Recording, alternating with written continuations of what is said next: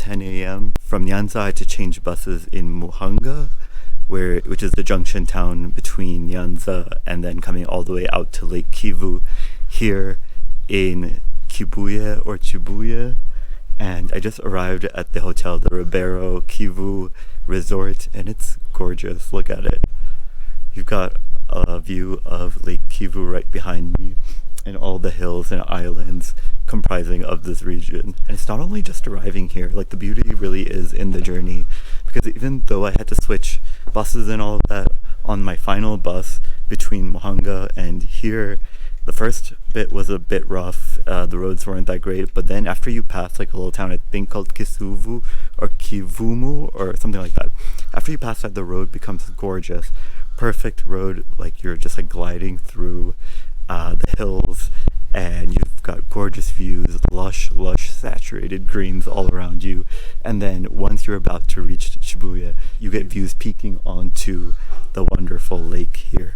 And so I got off at the main bus station in Karongi, I believe, and then grabbed a quick motorcycle taxi about like 5 minutes to get to my hotel. So the plan is to be spending one night here. I'm just going to go get lunch at the restaurant right here and then see what options there are for exploring the water of Lake Kivu. I'm just so surprised that in my whole time here in Rwanda so far, I haven't come across any other independent travelers like myself, especially at all these really popular bus stations, which are really great and very efficient. Pretty much get from one city to another city on a bus, which comes within the half hour. I've never had to wait more than like 5 or 10 minutes for a bus to come that will take me where I need to go. Even with having to change buses, it's all very predictable. It's very logical. The buses are timely. They're efficient. They don't have to run 100% or 120% full like they did have to do in Mozambique or Mauritania or Senegal. They will run on time, and they pretty much do leave every half an hour. So as long as you find yourself in the junction city or the starting city on the half hour, you know you'll find a bus going in your direction. That bit might just be a benefit of the country being so small, but it's very organized, and I don't know why there aren't more independent travelers like myself here. The fact that most of the foreign tourism here in Rwanda is contained in private vehicles whisked off to jungle lodges and gorilla parks and the like is so apparent when you are actually out at using public transportation or out walking around outside of those upscale neighborhoods in Kigali, because people just stare at you so intensely like they've never seen somebody who isn't from here. And I've never gotten that anywhere else while traveling here on the African continent. And you think in the country which has been pushing tourism so heavily and is marketing itself as one of the most developed countries in terms of infrastructure here in Africa and the dream of Africa and all the like, you think that they would be more used to seeing foreigners, but outside of those select neighborhoods in Kigali, that is absolutely not the case, and it's blowing my mind. And I'm not at all saying that the people aren't friendly or warm or anything. In fact, it's the opposite. It's just that when they first see you, they have absolutely nothing to connect with you on until you make an overture in terms of greeting them in their own language in Kinyarwanda. So I highly recommend it. I'm so thankful that when I did that tour in Nyami Rombo that first day in Kigali, that they gave me a little flashcard with very common phrases in the native language. Without that, I would have absolutely nothing to connect with the people here, and that would have been a really lost opportunity. So my one night here in Kibuye is not going to be my only stop along Lake Kivu. I'm going to be heading to Gisenyi tomorrow, which is also another much larger city sitting along the lake. However, I think I'm going to do the activity here just because I know I at least have the time right now, and it's not something I want to miss out in case I don't have the time tomorrow. According to my plans, I should have enough time in Gisenyi tomorrow, which lies just near the border with the DRC on the north banks of the lake. However, my thing is that it's a much larger city. There's probably going to be a lot of other things going on there rather than just exploring Lake Kivu. So that's something I want to experience as well. It's like the city life, and also see what sort of influence there is coming in from Goma on the other side of the border with the DRC, and what other activities there are there. but here there's only the lake. It's just pretty much a resort town, a couple of hotels, a couple of restaurants, lodges, and the like, and just in front of the lake. So this is going to be an ideal location to explore the lake, some of the islands in the lake, and other attractions just based on Lake Kivu.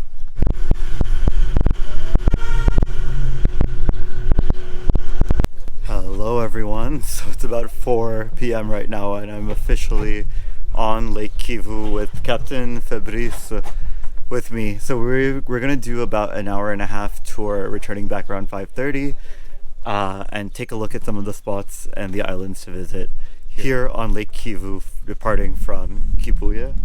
So it's pretty gorgeous already. I mean, there are much longer tours you can take up to like 2.5, 3 hours, but with the sun about to go down soon, that's definitely not worth it because I'm not going to be able to see anything. So we've bargained it down to about an hour and a half, and let's take a look at exactly what you can check out here from Kibuye with an hour and a half on Lake Kivu. I think I've fallen into the Rwandan government's trap. This is exactly the kind of tourist experience they want people to have when they're visiting their country. You're in an isolated spot, you're far away from the daily life of actual Rwandans. You've passed through the gorgeous roads to get to this particular part of Rwanda, which is highly touristed, and you're investing your dollars into the local economy. This is exactly what the government wants, and hey, I mean, there's a reason why people come out here, because it's absolutely gorgeous. It's lushly green.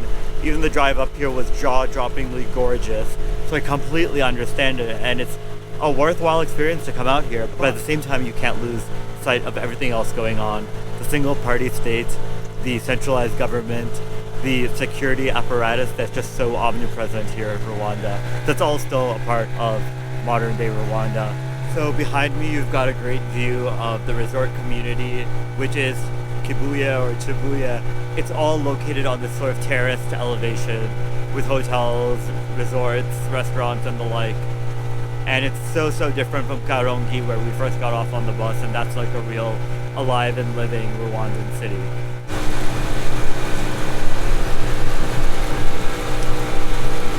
So I'm being told that Lake Kivu is at some points one of Africa's deepest lakes. However, that's only at some points, like right in the middle of the lake. At the same time, it also forms the border in between Rwanda and the Democratic Republic of the Congo on the other side. Of course, you can't really visit that side at this moment. I mean, if you've heard about the region of North Kivu, which shares the name with the lake, it's pretty a volatile area of the DRC right now, with ISIS-aligned militants and M23 and the like, all operating in those jungles. So you can't really visit that side. However, I believe Goma, which is right on the opposite side of Gisenyi, where we'll be tomorrow, is pretty safe. However, still, it's not recommended. And even if I did want to go visit it, it would break the sort of bounds of my East Africa visa.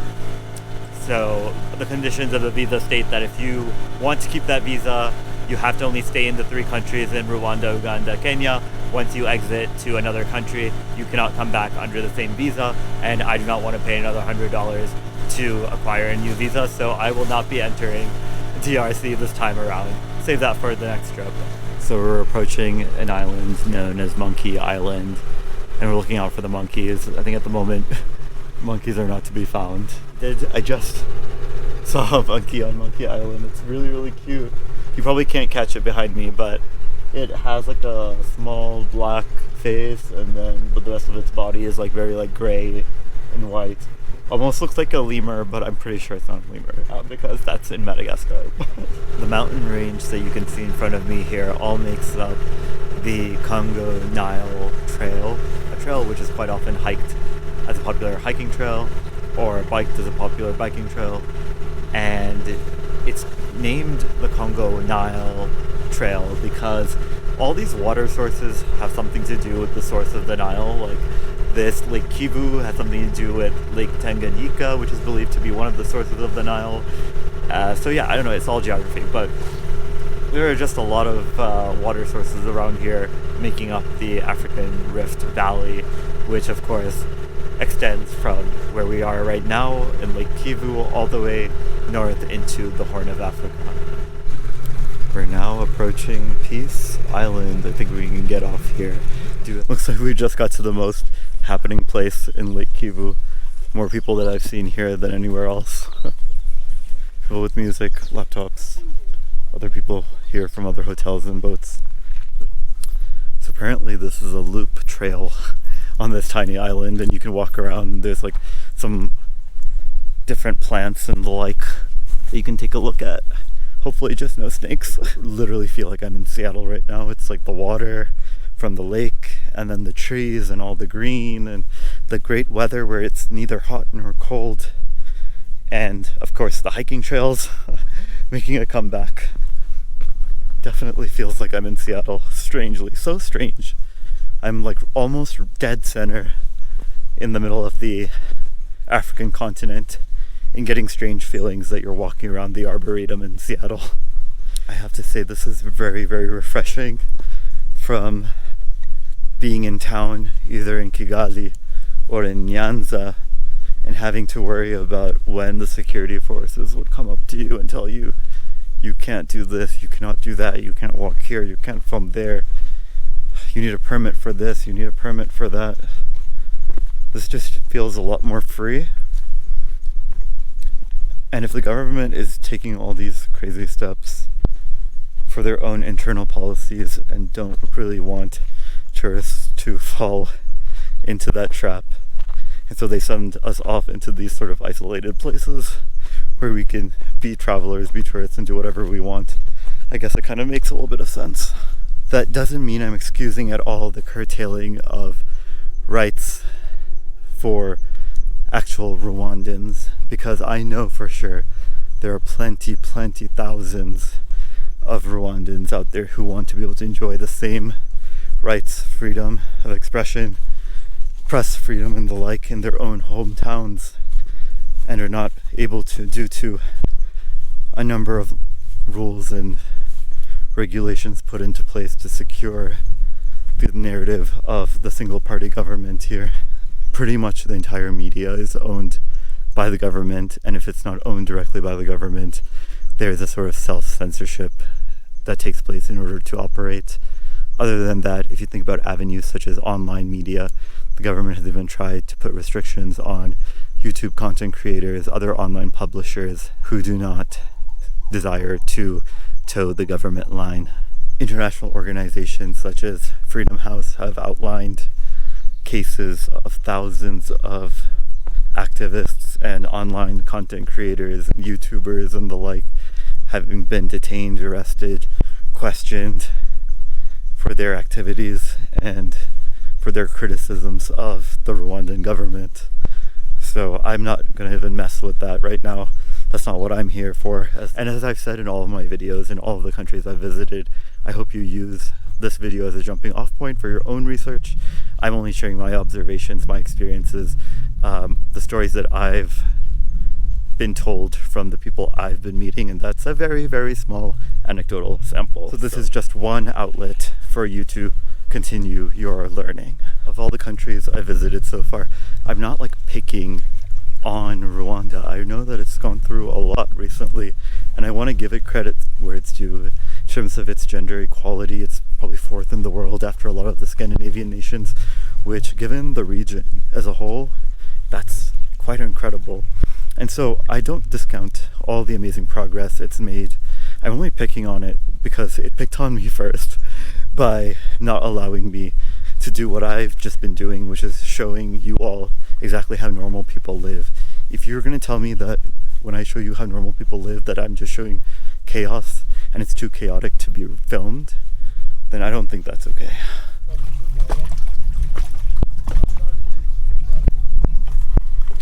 Government aside, Rwanda is absolutely idyllic. I think that's like the most perfect word I can think of to describe exactly what I feel whenever I see all this like lush green, the quiet, the breeze, the water, the everything. It's just a world in and of itself. It's so enclosed, but still right in the heart of everything. I mean, it's right in the heart of Africa, but it still does everything its own way. And it's accessible if you like to do just the typical touristy things and don't try to push any buttons. We're just catching golden hour here on Lake Kivu, and I mean, I can't even believe I'm saying that, golden hour on Lake Kivu. so I've got to take advantage of it and shoot one last scene before we get back on land.